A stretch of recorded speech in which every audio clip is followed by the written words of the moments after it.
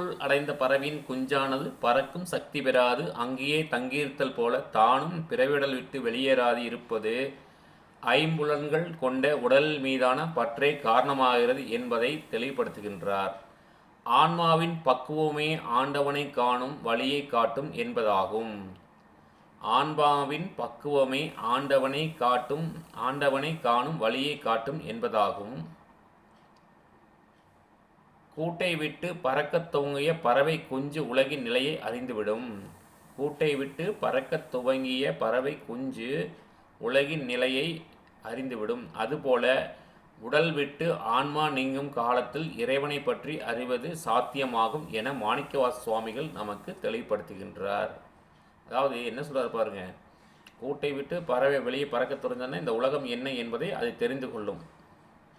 அதுபோல உடல் விட்டு ஆன்மா நீங்கும் காலத்தில் உடலை விட்டு இந்த ஆன்மா நீங்கும் பொழுது இறைவனை பற்றி அறிவது சாத்தியமாகும் என மாணிக்கவாச சுவாமிகள் தெளிவுபடுத்துகிறார். அதற்கான ஒரு குறளையும் நமக்கு இங்கே தந்தரில் இருக்கின்றார். வாருங்கள் குறளை சிந்திப்போம். பொறிவாயில் 5 அவித்தான் பொய்தீர் ஒழுக்க நெறி நின்றார் நீடுவாழ்வார். பொறிவாயில் 5 அவித்தான் பொய்தீர் ஒழுக்க நெறி நின்றார் நீடு வாழ்வார் என்பது குறளாக நமக்கு அமைந்துள்ளது. அதாவது வள்ளுவ பெருந்தகையும் மெய் வாய் கண் மூக்கு செவி ஆகியவற்றின் மீதான ஆவாவை வெறுத்து மெய்யான ஒழுக்க நெறி வலுவாது நின்றல் பிறப்பின்றி எக்காலத்தும் நிலைத்து வாழ்வார் என்று கூறுவதை நோக்குவோமாக. அதாவது என்ன சொல்றார் பாருங்க, வள்ளுவர் பெருந்தகை மெய் வாய் கண் மூக்கு செவி ஆகியவற்றின் மீதான ஆவா என்றால் ஆசை என்று பொருளாகும். ஆவா என்று சொன்னால் ஆசை என்று பொருளாகும்.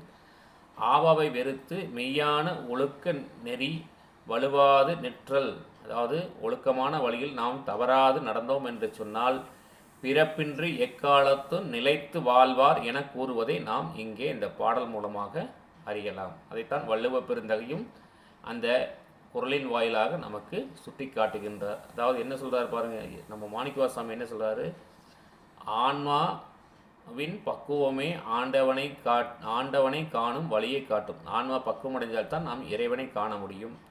கூட்டை விட்டு எப்படி பறவை பறக்க துவங்குகிறதோ அப்பொழுது அது எவ்வாறு உலக நிலையை அறிந்து விடுகிறதோ அதுபோல உடலை விட்டு ஆன்மா நீங்கும் காலத்தில் இறைவனை பற்றி அறிவது சாத்தியமாகும் என்று மாணிக்கவாசகர் சுவாமிகள் இந்த பாடல் வரிகள் மூலமாக விளக்கியிருக்கின்றார்.